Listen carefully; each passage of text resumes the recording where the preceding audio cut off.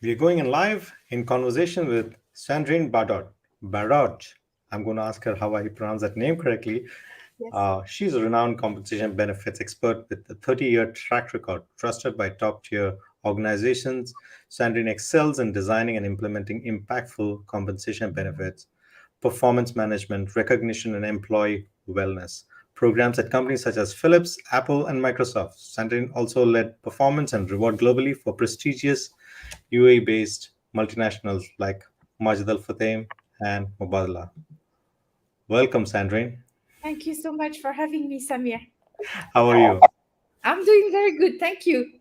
So, to begin with, how do I pronounce your last name correctly? Is it Bardot. Baron? Bardot. So Bardot. the T at the end is not pronounced. The T. There's no T. There is a T, It's but there is no T. it's a silent T. Yes. It's also Ramadan, so no drinking, no tea. No T exactly. How are you? Thank you so much for agreeing to this. This is a completely new world to me, compensation and benefits, because I left the corporate world a long, long, long time ago. So I have never been, and I'm curious to learn about this whole journey. But before that, uh, this podcast is about also learning and sharing with other viewers who are here. How do we get to where you got to today? So what has been your journey and how you got into this whole field? Like when you were a teenager or when you were a young child, were you thinking, I'm going to be in compensation and benefits, this is going to be my track in life? And where No. did it all begin? Okay. So I grew up in the western part of France, in a city called Saint-Nazaire, which is a port city. And to be honest, it's not a big city. And from my window, I could see the port and the boats coming in, going. And I was like, one day I will go out as well. I mean, this I already knew. Um, so I went and I studied in a business school in France. So there's a system in France of grandes écoles, which is like the elite schools where you have the engineering schools and the business schools. That's where you have some of your best education. And I studied in a business school, and I chose the option of human resources. I'd chosen a school that had finance and HR as options because I didn't know which one I would like. I was kind of interested in both because my dad worked in corporate, my dad worked in Airbus, so I had an idea what the corporate world, uh, maybe a wrong idea, but I had an idea what the corporate world was, and I thought, okay, either finance or HR. And then on the first week at school, I had an accounting course and I had an HR course, and I was okay. It's gonna be HR, very clearly. So I graduated in human resources, and I started my first job was as an HR analyst. That was the title. Nobody was doing compensation and benefits. Nobody was teaching it. It didn't exist as a concept in Europe at the time because I did part of my studies in the UK as well, where I studied only HR, So and when you say nobody at that time, what year are we speaking of? 90. So I graduated in 1993. 30 Okay, years ago, where I'm actually going to try and go to the 30-year reunion from my school in June, lovely. inshallah. So nobody was teaching compensation and benefits. The closest thing that we had was an HR director came to us studying in HR and showed us a payslip and said, okay, this is how to read the payslip, which the French one is very, very complicated, but that's not compensation and benefits. But when I started as an HR analyst, I started doing job evaluations. I started doing salary grids for the new graduates. I started doing this kind of stuff, which was actually part of compensation and benefits, except it still didn't have a name. So maybe for the audience, what I should do is explain what Comp and Ben is. So it's called compensation and benefits, or short is Comp and Ben. It's also called total rewards or performance and rewards, depending on the organization. Basically, it's everything that a company gives to an employee in exchange for their work. So it goes from the basic pay, of course, here in the Gulf, the allowances, any kind of bonus you may get, the benefits that you will receive, your end of service, pension, healthcare, all this kind of stuff. You might have perks. Maybe you have a company car, or maybe you have, if you're an executive, club membership, this kind of stuff. And of course, we're talking of the long-term incentives as well, stock equity compensation, stock options, this kind of stuff.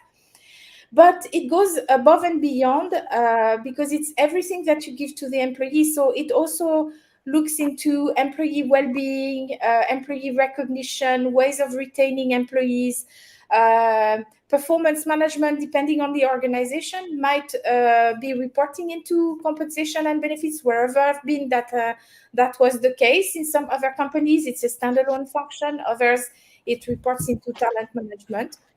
But basically, we look at holistically, what as an employer should we do to make the employees interested to come, interested to stay, and growing and evolving with us as an employer. That's what we do. So that was my first job. Then I moved to Philips, and I was still an HR analyst, and I was doing reductions in force. Unfortunately, I wrote some agreements with the trade unions where we reduced the headcount significantly. Then we rehired people with new skill sets and so on. It was a transition time in that entity at the time. So it was quite interesting. And then eventually I received a call from a recruiter saying, hey, we have this position of responsable des rémunérations et des avantages sociaux, which means compensation and benefits manager, for a subsidiary of Philips, of France Telecom. I said, wow, that really describes exactly what I've been doing. What a great name. And that's how, and I took the job and I became officially, but I had been doing it already for a few years. And yeah, since then, the career grew, expanded internationally. So I had my first international assignment for a company called CITA, which was doing telecoms for the airline industry. I went to Rome. I was in charge of the South Europe, Middle East, and Africa region. Then I got promoted. I went to London. They had Northeastern and Central Europe, so I had the whole of EMEA. Then I lost the job because after 9/11, you were in the telecoms for airline industry. That was not really a good sector to be in because nobody wanted to be on a plane. So I lost the job, and I was very lucky. I found another job very quickly. So I became comp and ben manager for Apple for EMEA. From there, I was poached by Microsoft. And from Microsoft, I moved on to Fiat Group in Italy. So I went to Italy for my third time. And it was not really a big success, that position, but it opened some doors for me. And that's how I ended up in the UAE. I was the global head of performance and reward for Majid Al Futtaim.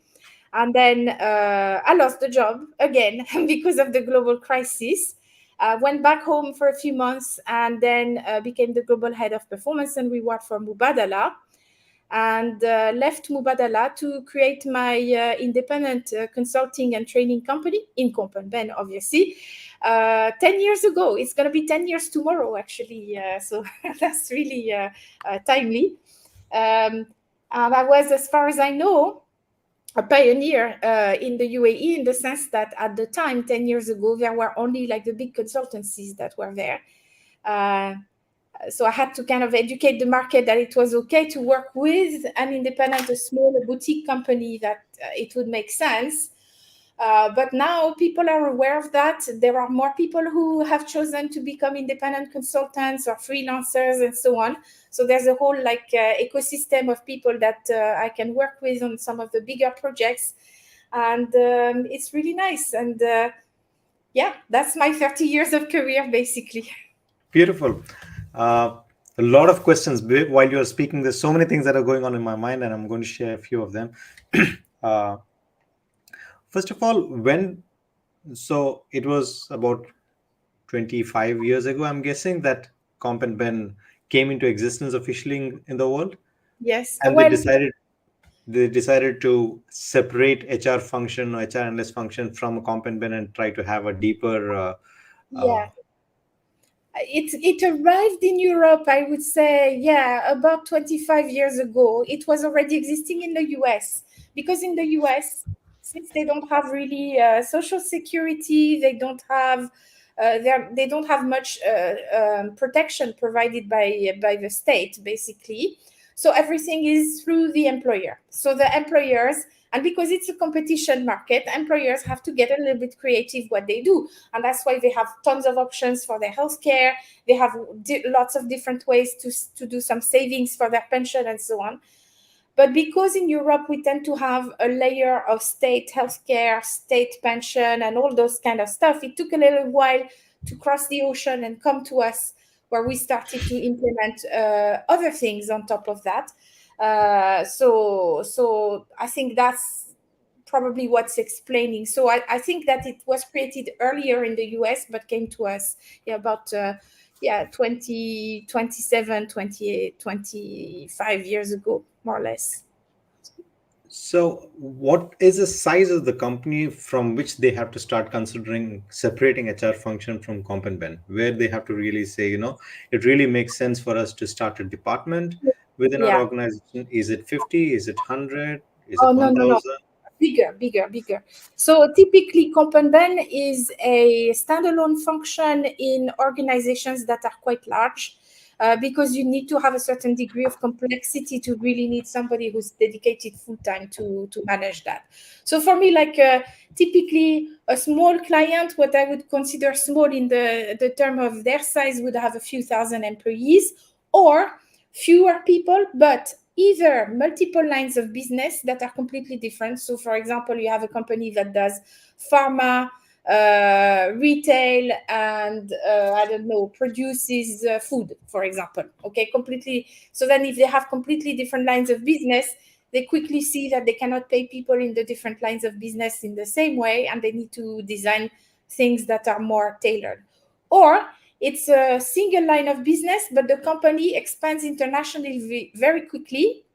They're small in every country, but they have the problems of a multinational because they need to follow people.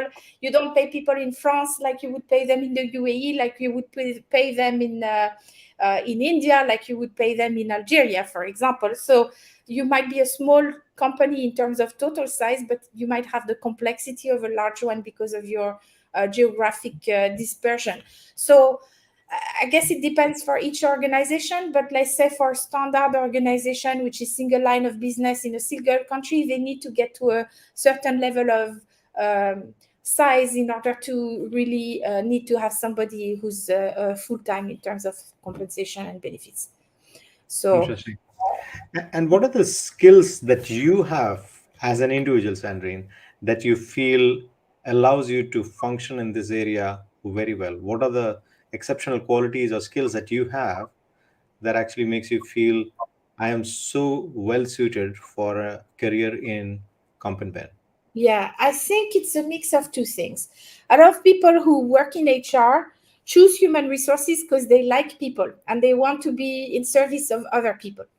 So it's kind of this mentality of service.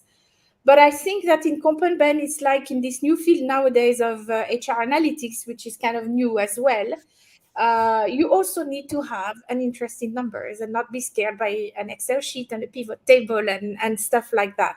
So it's a mix of being people oriented, but also very analytical. And that's what gets you started in the career.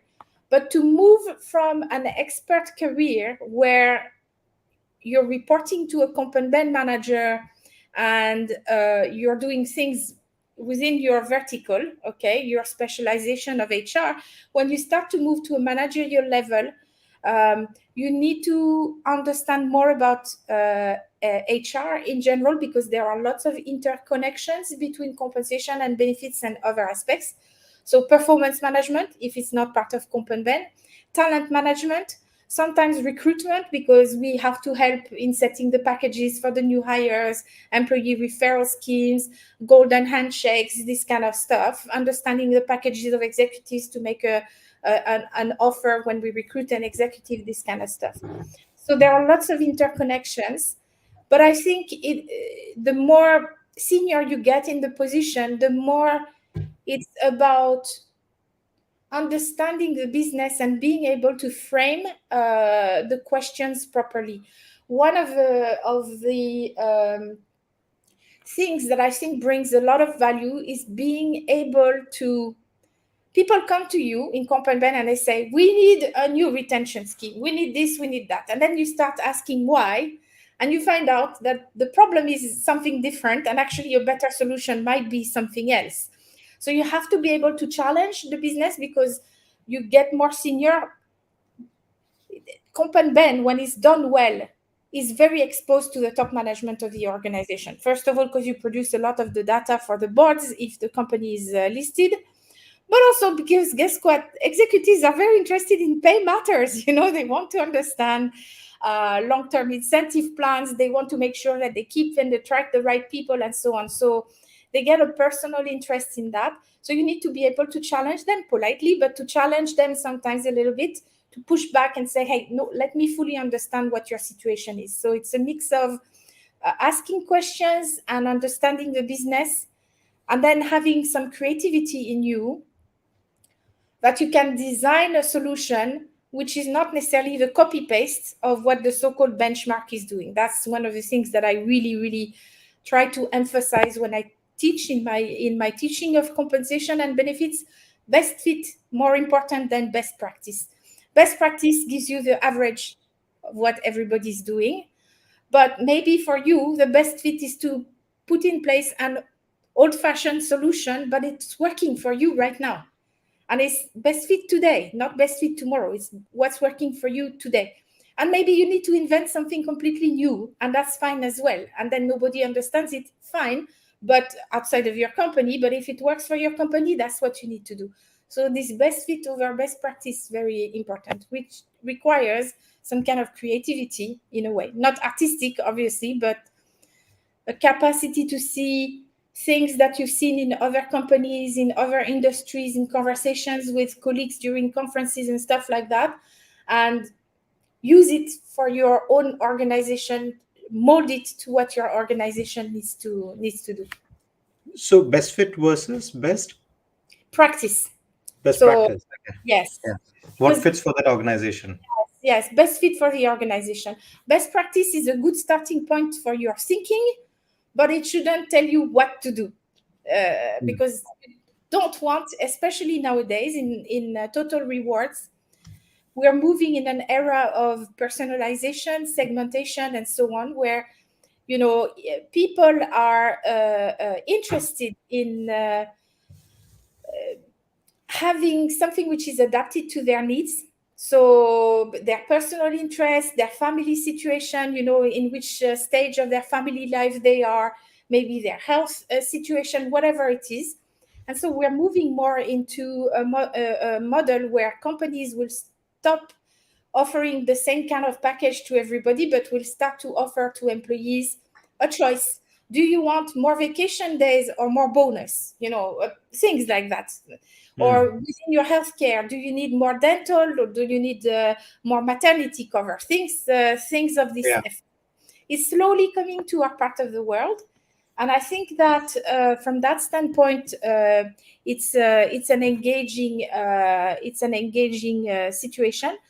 But that means that then we cannot copy what everybody else is doing, because we have to be adapted to our audience, and our audience are the employees. Yeah. So uh, that, Absolutely. Yeah. yeah, We just got a LinkedIn user saying customize and personalize, which exactly. is every individual is very unique, and so it becomes very complex when you have more than 3,000 people, for example, let's say, and you have to customize. How do Yes. you reach that level of customization or individualization So that's for an organization that is so large? Yes, so that's interesting. That's been the topic of my last two presentations at conferences. So uh, basically, what you have to do is, first of all, be convinced that segmentation is important to explore. There are multiple ways you can conduct surveys. You can ask employees, but you can also look into your exit surveys when people tell you, this wasn't working for me, or I'm going to that other company. And often companies will say, oh, it's about the package, but they don't go deeper to find out what in the package. Was it because it was more money? Was it because it was more benefits? Was it something that we are not offering that this other company is offering? Um, So there are techniques where you can ask of the employees to make some choices, and you can start doing statistical analysis of your employee population. And it's a little bit like in marketing when they are doing customer personas.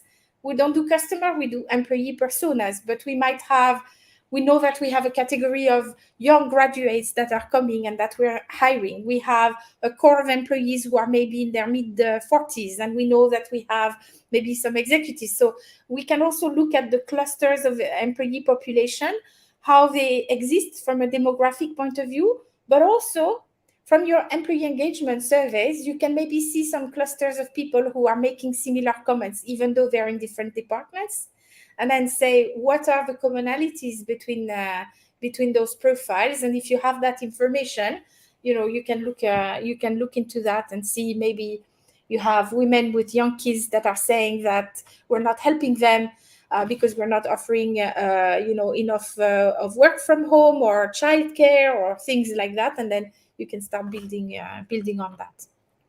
Beautiful. I have another comment which is connected to my next question, actually, which is need leaders who are malleable and open to change, Yes. right? And what I was thinking is this: I was thinking about the fact that organizations largely are focused on what they need from employees. Now, here you're saying we must also be listening to what employees need and understand what their needs are. So it becomes a win win situation where both are working together with each other.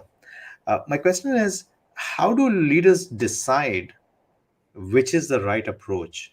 So, so when they're being malleable, when they're being very flexible, and they have too many variables in the picture, and comp and ben manager or somebody is coming and saying, "Hey, this is what we have to implement So with data and everything." So, how does it choose?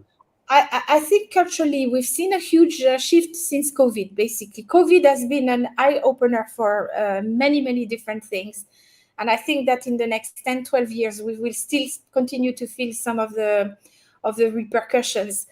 Basically, when you started to see people leaving for either wanting to come back to their home country because there was something that was missing here for them, and that might have been proximity to family, and that we cannot do anything about it. I mean, unless we relocate the whole family, cousins, and so on. So that's not possible. But Or uh, make working online, working from yeah, home. make working from home. So basically, what happened is that during COVID, employees started to realize what they really wanted, and employers were faced with this great resignation that we saw. And even in this region, it happened. I mean, I have had clients who have told me that, for example, in Saudi Arabia, people were jumping job every 6 months, trying to get a little bit more cash and stuff like that. So all of a sudden, hey, if you start bleeding employees, you have to realize that there's a problem somewhere. And it might not be that you're doing something wrong, but what you're doing all of a sudden is not fitting with what the employees need. So it's an alarm, a wake up call.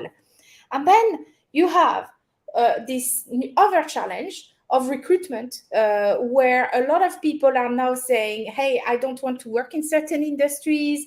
I don't want to work in certain types of working environments. I want to have that flexibility. Don't tell me you're hybrid if you allow me to work from home 1 time per month or something like that. That's not hybrid. All this kind of stuff. So then you also have the people from the recruitment side who are sending you a message about what they want, and by accepting or rejecting the offers that you're making for them.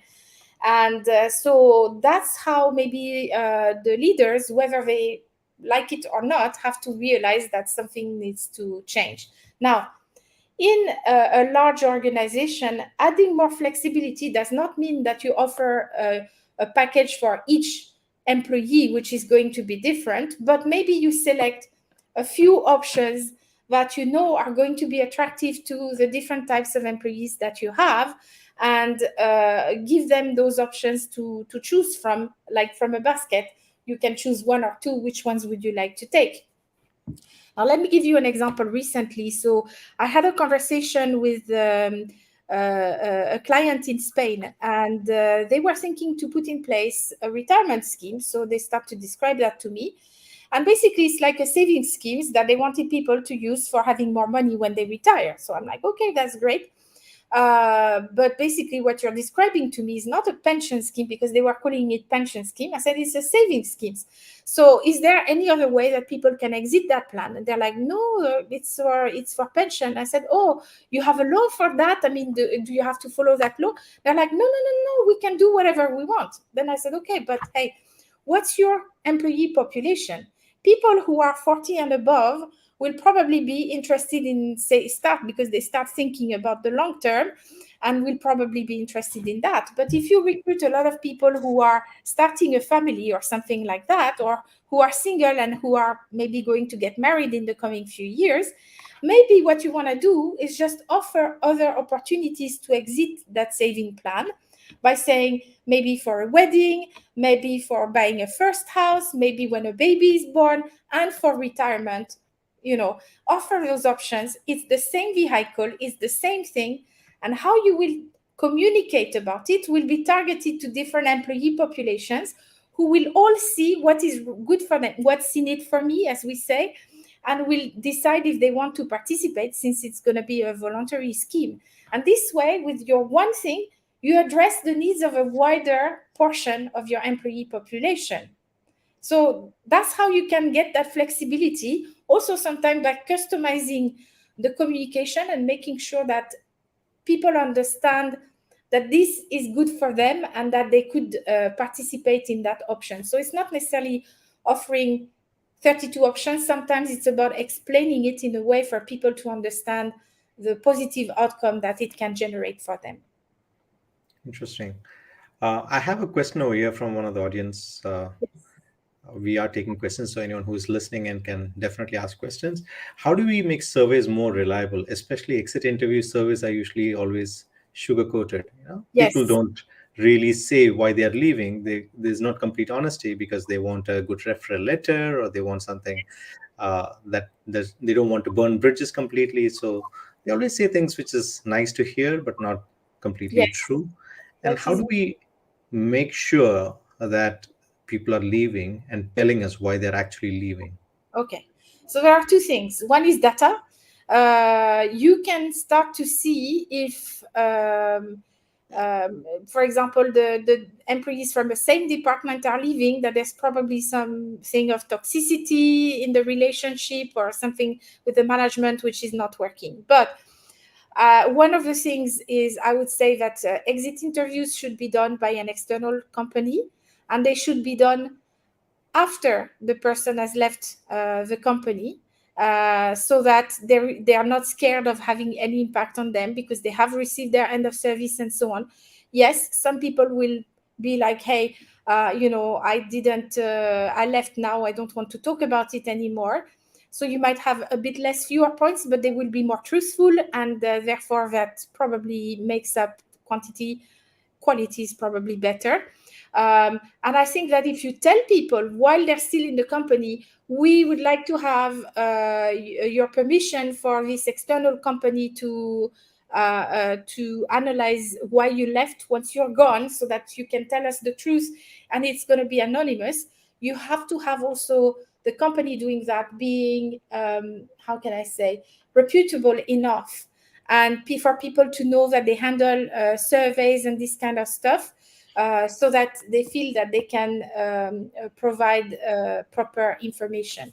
One of the things that I would try, I've never done it, so I'm just having an idea, that's my creativity, is maybe use the recruitment agency that helped place the person inside to also do those exit interviews, because they can also learn stuff about how to communicate better with the candidates, because sometimes it's a question that expectations were not met. It's not always the money which makes people go. So maybe that would be a good way to approach that, I would say.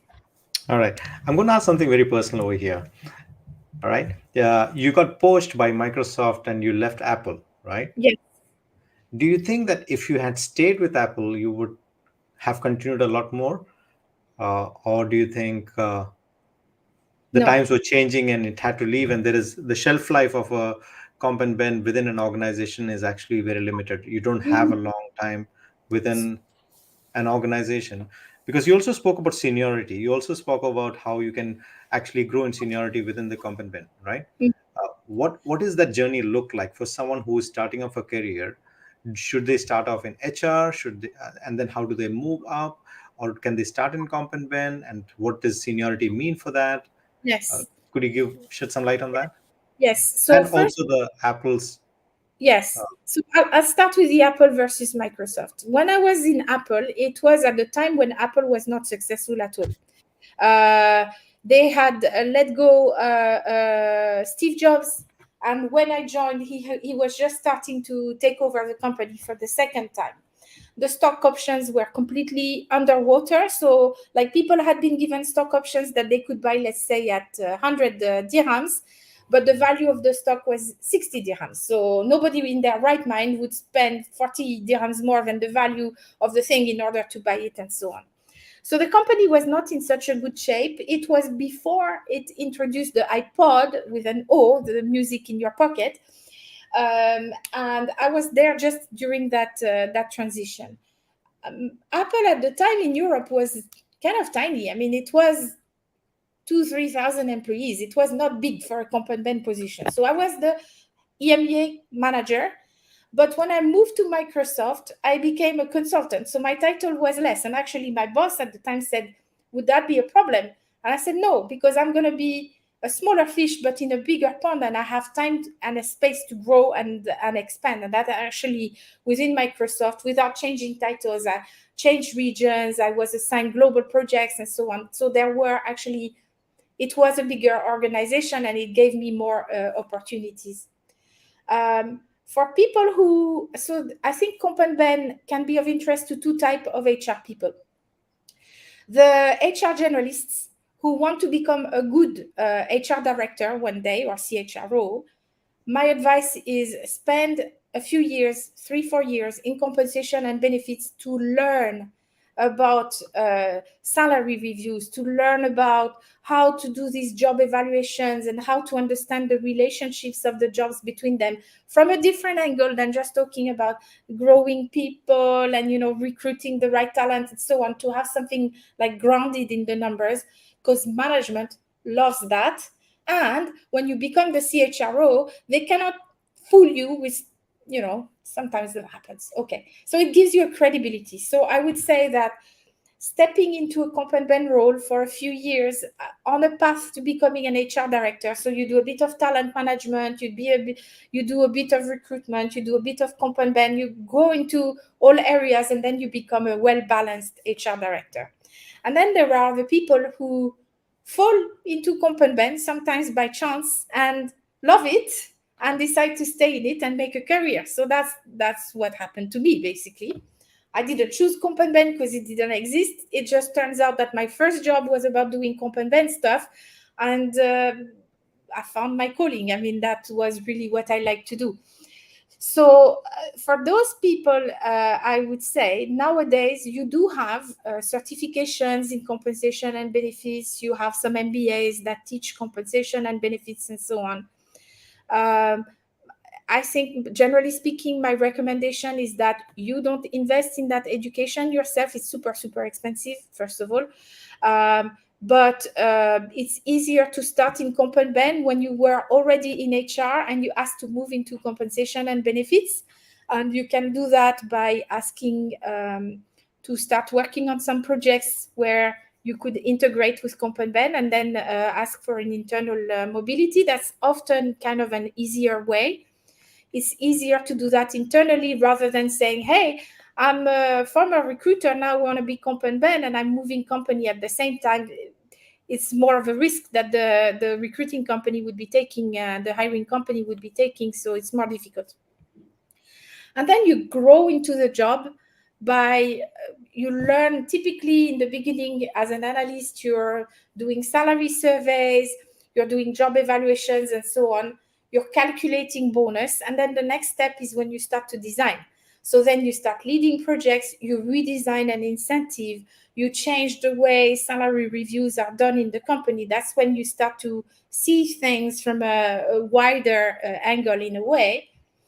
And you start to have projects that interconnect with other aspects of HR, as I was saying. And I think there's also a little bit of an element of soft skills that you need to have. And I think for the true comp and ben, we're a little bit the geeks in HR, just like the people analytics people. What will really make a difference is the communication skills and this kind of human side, because very often what we're told is that in comp and ben we're too numbers focused, rules focused, and we need to think bigger than just the rule. Sometimes I always say when I teach as well, you create the rules and you cannot imagine all the situations that you're going to face. And sometimes when you manage an exception, you have to make an exception to the rule so that you follow the spirit of the rule. It's an apparent contradiction, but cases happen like that. And if you only stay on the letter of the rule, you're actually not doing a good job. So it's a balance between when to know when to do an exception and when to say no. And that's something which for some people is very difficult to learn. And unfortunately, I don't know how there's probably a way to teach that, but I don't know how to teach that. But Yeah, yeah. it's slightly connected to my next question. I have actually two questions. One is, what made you realize that this is your calling? Because you're not able to explain certain things, and you're saying now. Um, But what do you think makes I, you feel like this is your calling?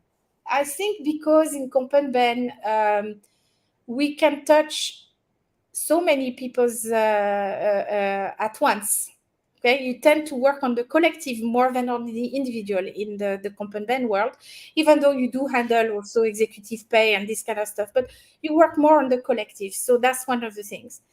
And the way that I see comp and ben, I see comp and ben as this kind of intermediary between what the employees need and taking good care of them and what the company can afford, because let's be honest, there's also an affordability factor, right? So the business imperative and the people imperative, and we're kind of the wizard in between who can join the two with this magic wand, you know, like through our programs and our systems, find a common path for both to be um, happy in a way. So that's what I really like about it, and that's why I really enjoyed the job, because it has this foundation in numbers, but it also looks at people. So that's for me what I really like about it. Beautiful. And what can be the comp and ben for someone who is in comp and ben? Where can they start, and what can they expect, and what What do you salaries can they start off with when they're oh, starting their careers, and at least the compensation benefits would be very customized to organization, I understand, but So, for example, a lot of people start in Comp and Ben by working in the big compensation consultancies, because that's where you will have an environment of other Comp and Ben people, and you can grow some skills, and you're exposed to different industries and so on. So that's often when you don't start into the corporate world, starting in the survey with the survey providers is often a good way to start. And how much would they earn? What would their earnings be like, or compensation, when they no, start off their career? I honestly I don't know, because I never followed that path myself. I never recruited, but I think that At least in the Middle East region.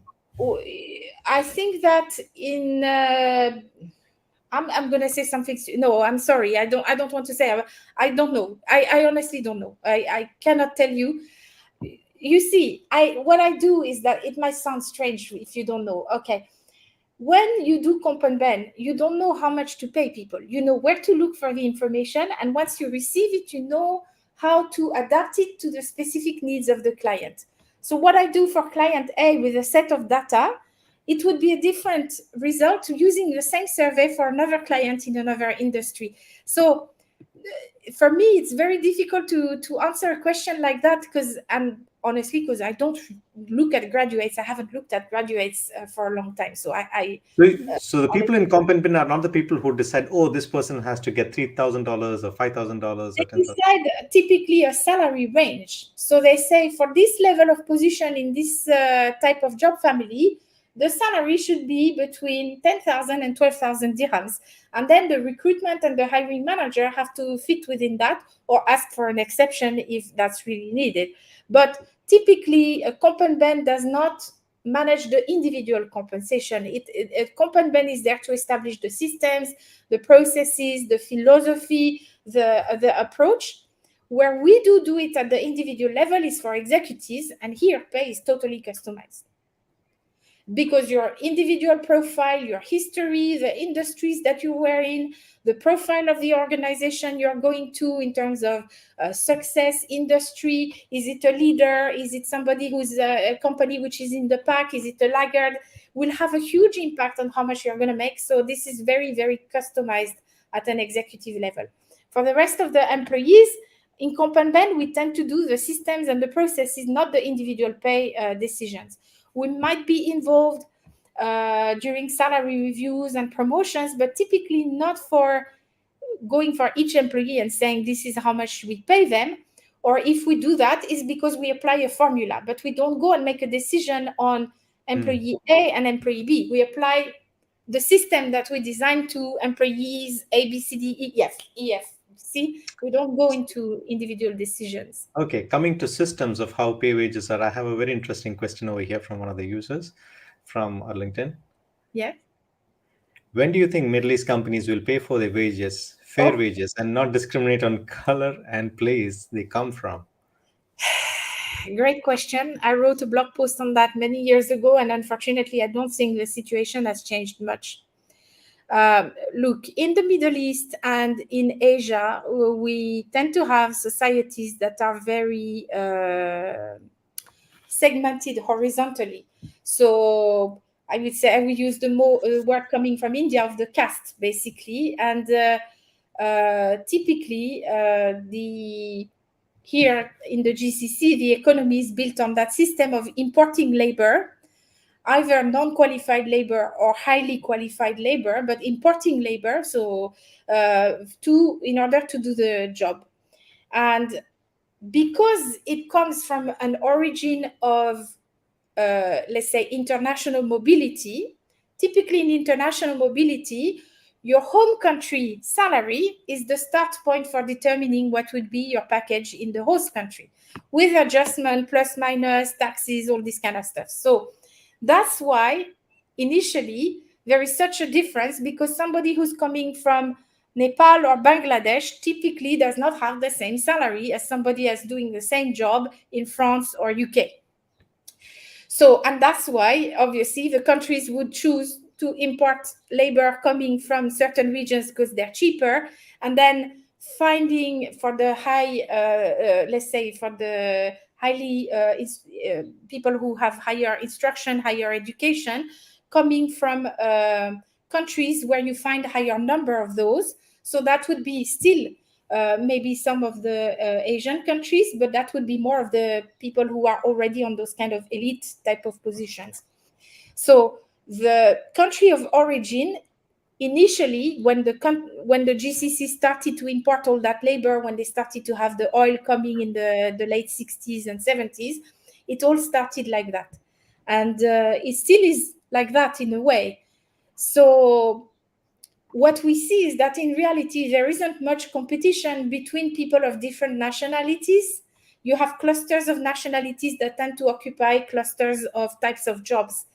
So that's where it makes it difficult for the system to change, because if you don't have French carpenters that are coming, who would be much more expensive than a Nepalese carpenter, for example, until you bring both of them, that would increase over a period of time the salaries of the Nepalese carpenters, decrease that of the French, but increase that of the Nepalese. For example, I'm making up an example. That's very difficult to change as a system, because now it's being built as a, not even as a country system, as a regional system. So I think that what we see is that in the managerial levels and some of the, let's say, senior individual contributor roles, we see more of a competition. There are people coming from different countries, and they tend to be more paid more or less the same. So you could have a Eastern European, what I call a regional Arab, like a Jordanian or an Egyptian, or an Indian or Pakistani, still competing for the same job for the same pay. So this is coming to happen in those types of jobs, but for the non-qualified positions, not yet, not yet. Yeah. I And I think, Fortunately, and it's also, I think, I'm just, correct me if I'm wrong, but I think it's also all economies are not the same. All buying power is not the same, and therefore all wages cannot be the same, right? yes, yes, yes. Look, it's not to say it's good or bad. It is the way it is here in the Gulf, except maybe Saudi Arabia, which, if it really needed, maybe could survive just having only Saudis working in Saudi Arabia because they're a larger country. But the UAE, Qatar, Oman, they have so few nationals anyway that in order for their economy to survive, they need to have more people coming to do all sorts of jobs, from the lower jobs to the higher jobs, because just simply there is more work than there are people available. That's just a reality. So obviously they don't build their economy and in the same way as India or Pakistan or France would do, where we have in France 66 million people, in India 1 point I don't know now how, 1.2 billion maybe. So that's a different story, but still we're bigger countries. We can sustain ourselves with our, even if we don't have enough people, then more or less we can sustain ourselves with our own numbers, but that's not the case here in our part of the world. Uh, where this question is coming from, I also know there are certain organizations. I know a friend of mine who works in an organization where he has, say, an Italian boss. Yeah. The boss sits over there, but he's the one who does all the job, and the Ah, boss gets a lot of money. Uh, and the boss depends on him. And when the boss moves companies, he also takes this guy because he knows he cannot do his job completely without. yeah. And I've seen that done by national citizens in the GCC as well, who take their advisor with them everywhere. Look, it exists also in the home country, because in your home country, if you go work for a big organization, believe me, there will be some managers who have some people who work with them, who that they depend on, because that's how it works. Maybe that person doesn't do the work, but if that person has the job, maybe they have another skill that the person who does the work doesn't have. And that might be a relationship, that might be communication, that might be some kind of, that's not a skill, but some kind of wasta, as we call it. So that there are, the more senior you get, there are aspects of the work that are not related to producing something, but to getting your ideas accepted and progressing the organization that way. As a global head of Comp and Ben, I had a team of 13 people in Majid Al Futtaim. I had fewer people in Mubadala, but there were some in the assets. I didn't do all the work myself, right? My team members were doing a huge amount of the work. My job was also to negotiate with the top management, to have those relationships, to have the fights when you, because sometimes you need to fight, to have the celebrations as well sometimes. But there's as you get more senior, there's another aspect to what leadership is, and it's not about production by yourself. It's about by getting others to produce, but you're able to sell that production and sell it internally, making it credible and used internally. So it's rarely black and white. I know Yeah, it's from a certain perspective, but absolutely. it's really black and white. Yeah, there is a, I would call it a humorous question. Somebody's Okay. asking, does that mean Ajay Banga will not be paid as much as his predecessor, because Ajay Banga is right now going into a very senior role and he's going to be the next IMF chief, right? Yes. So in a case like that, that's where you see executive compensation at those levels. Your country of origin or your past experience has an impact, but those are, by the way, governmental or like similar to governmental organizations, and they have like typically a scale, and there's a pay level Yeah, for those. But for example, two CEOs one after the other for the same company might not be paid the same, okay? But it's rare that a new CEO would be paid less than the previous CEO. If So you'll be anything, getting probably be so paid more. so Ajay will get more than less, which I hope for, I hope for him. yeah. We're coming towards the end. I'd like to know what is it that your company does right now? You said you are a complete So comp and ben training company, or is it a consulting company, or So both? I do both. I do both. So I'm a board member. So I sit on the nomination remuneration committee. I advise companies for their board, either as an advisor or on the board. I do consulting mostly on strategic stuff. I help companies. So I just did a 1 year project for a Saudi owned company with multiple lines of business operating in how many countries did we work? I did an audit for them over 12 countries, about 20 entities, to find out what was going on and make some recommendations and so on. So that's the consulting that I do.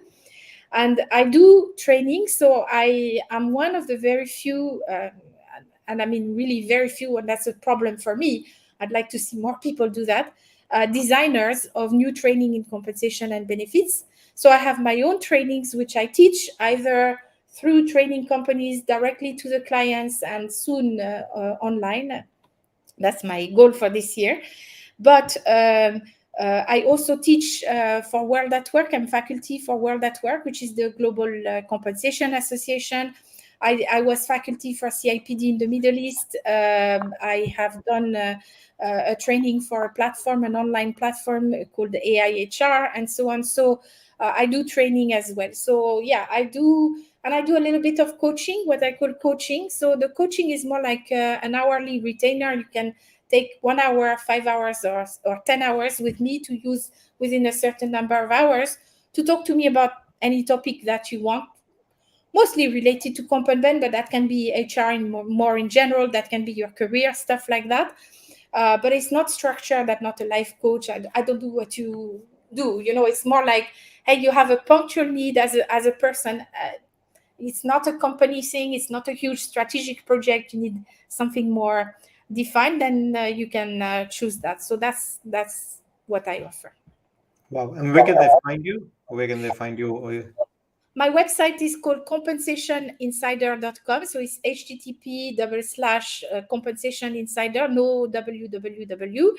And otherwise, if I may say my email, is that okay that I say my Yeah, email? please go ahead. Yeah.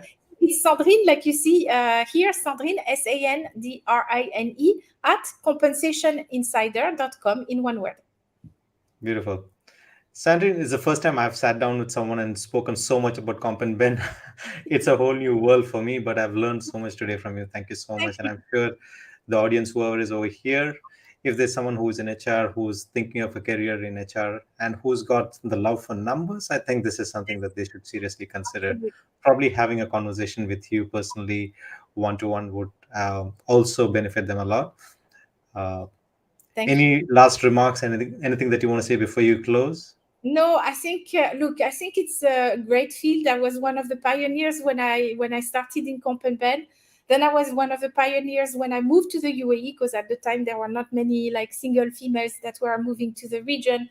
Then I was a pioneer when I set up my company as an independent consultant.